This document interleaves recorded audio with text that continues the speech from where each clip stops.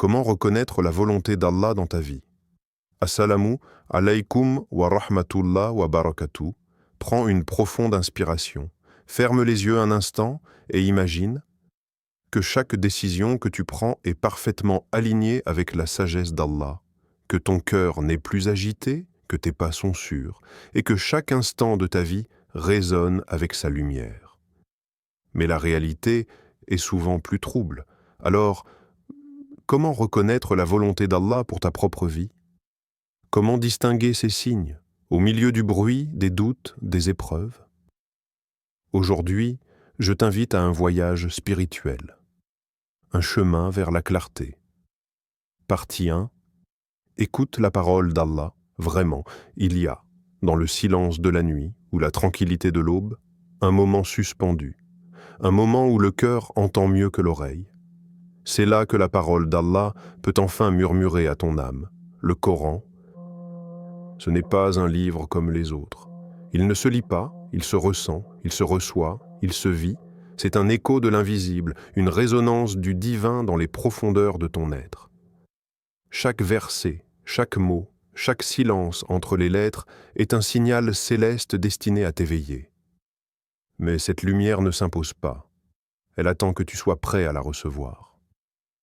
On croit souvent que lire le Coran suffit, mais ce livre n'est pas là pour remplir les yeux, il est là pour ouvrir le cœur. Lisse, non pas pour accumuler des mots, mais pour que chaque parole fasse naître un changement en toi. Lis jusqu'à ce que ta patience ressemble à celle de Youssouf, jusqu'à ce que ta foi s'élève comme celle d'Ibrahim, jusqu'à ce que ta justice reflète celle de Mohammed.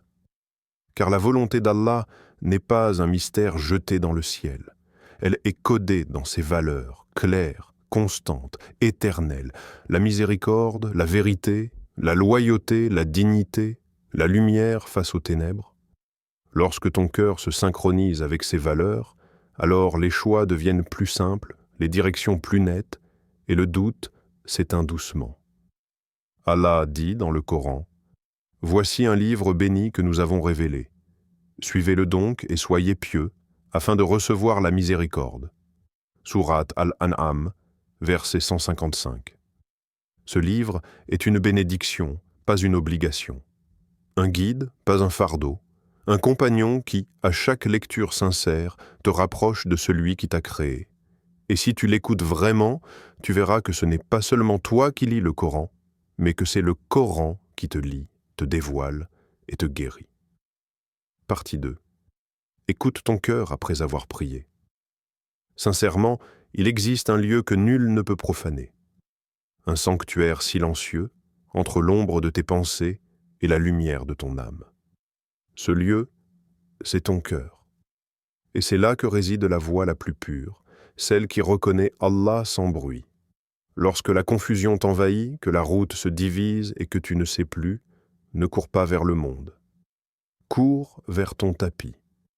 Et pose ton front sur la terre. Fais istikhara. Mais ne fais pas d'istikhara comme on lance un appel sans attendre de réponse. Fais-la comme un abandon sincère, comme si tu déposais ton cœur entre les mains du tout miséricordieux, et que tu lui disais « Ya Allah, tu vois là où mes yeux sont aveugles. Choisis pour moi ce que je ne comprends pas encore. » La réponse ne se criera pas dans le ciel. Elle ne se dessinera pas toujours dans un rêve lumineux.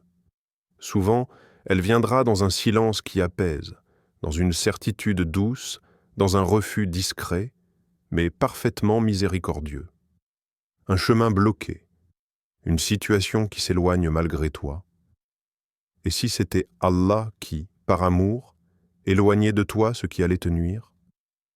Ce n'est pas toujours ce qui s'ouvre qui est un signe. Parfois, ce qui se ferme est une protection. Dans le Coran, Allah nous enseigne une vérité subtile.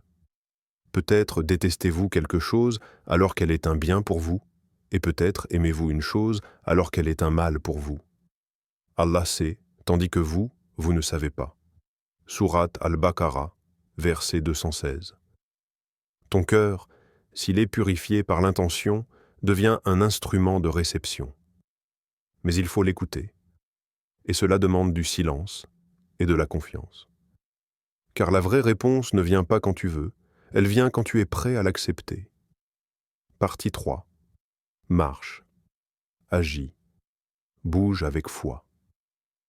La foi, ce n'est pas seulement ce que l'on ressent en priant, c'est aussi ce que l'on choisit de faire quand la prière est finie. Tu peux lire tous les livres, tu peux multiplier les duas, mais tant que tu restes immobile, tu resteras dans l'attente de quelque chose qui ne vient qu'à ceux qui osent se lever. Car la volonté d'Allah ne plane pas comme un nuage mystique au-dessus de ta tête. Elle se révèle dans le mouvement, dans l'effort, dans le pas que tu fais, même quand tu ne vois pas la suite du chemin. Tu as un choix à faire, un projet à lancer, un lien à réparer, avance. Ne reste pas bloqué dans la peur de mal faire. Car Allah ne demande pas la perfection, il demande la sincérité. Et parfois, quand tu avances dans ce que tu crois être juste, il facilite. Parfois, il ferme une porte. Mais même là, ce n'est pas un échec. C'est un message, une direction subtile, une redirection divine. Allah nous rassure. Et quant à ceux qui luttent pour notre cause, nous les guiderons certes sur nos sentiers. Allah est en vérité avec les bienfaisants. Sourate Al-Ankabut, verset 69. Ce verset, c'est une promesse. Une main tendue à ceux qui bougent avec foi. Parce que parfois, ce que tu appelles difficulté est en réalité un outil d'élévation, un test, un passage obligé pour devenir la version de toi que seul Allah voit. Alors n'aie pas peur d'agir, même si c'est petit, même si c'est flou, parce qu'un pas sincère dans la bonne direction vaut mieux qu'un millier d'intentions sans action. Fais ton pas, et regarde comment le ciel se penche doucement vers toi. Partie 4. Ne sois pas seul. La lumière passe aussi par les autres. Il y a des silences que tu n'arrives pas à briser seul. Des nuits où même ta prière semble vide. Des décisions où ton cœur vacille et ne sait plus discerner. Dans ces moments, Allah ne t'a jamais demandé de marcher seul. Il a créé la Ummah, non pas comme un poids, mais comme un refuge, une boussole humaine, une lumière partagée. Autour de toi, il y a peut-être une voix douce, quelqu'un qui ne parle pas beaucoup, mais dont chaque mot est pesé, juste, rassurant. Quelqu'un qui prie quand tout le monde dort, quelqu'un dont les larmes tombent dans le silence, mais que le ciel entend. Cherche-les. Va vers les gens pieux. Non pour qu'ils décident à ta place, mais pour qu'ils t'aident à retrouver ce que ton cœur a perdu en route. Parce que parfois, ton regard est embué par la peur, mais le leur voit avec clarté. Et quand deux cœurs sincères s'unissent pour chercher Allah, il place sa lumière entre eux. Le Coran l'enseigne ainsi. Et consulte-les dans les affaires. Puis une fois que tu t'es décidé, place ta confiance en Allah. Allah aime ceux qui lui font confiance. Sourate Al-Imran, verset 159. La consultation n'est pas un aveu de faiblesse. C'est un acte de force spirituelle, un signe d'humilité. Une reconnaissance que la vérité ne réside pas toujours en soi. Et toi aussi, sois cette lumière pour quelqu'un. Sois cette oreille qui écoute sans juger, ce regard qui rassure, cette parole qui élève, parce qu'à travers ces liens tissés avec sincérité, Allah oriente, corrige, inspire. Et dans cette fraternité ancrée dans la foi, on comprend une chose essentielle. Ce n'est pas seulement Allah qui guide ton chemin, parfois c'est ton frère ou ta sœur qui tient la lampe. Partie 5. Et enfin, abandonne-toi, il y a un moment où après avoir exploré, questionné, prié, agi et écouté, il ne reste plus qu'un acte ultime. Celui que redoute l'ego, mais que l'âme attend en silence. S'abandonner. Pas dans le sens d'abdiquer, mais dans celui de se déposer entièrement entre les mains d'Allah. C'est ce que l'on appelle le tawakkul, une confiance si profonde qu'elle devient liberté. Tu cesses de vouloir contrôler, tu cesses de chercher à tout comprendre. Tu ne fuis plus, tu n'exiges plus.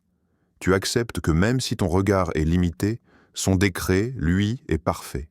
Et là, dans cet abandon choisi, n'est une paix qui ne ressemble à aucune autre. Le monde peut être en désordre. Les plans peuvent échouer, mais ton cœur repose sur quelqu'un qui ne déçoit jamais.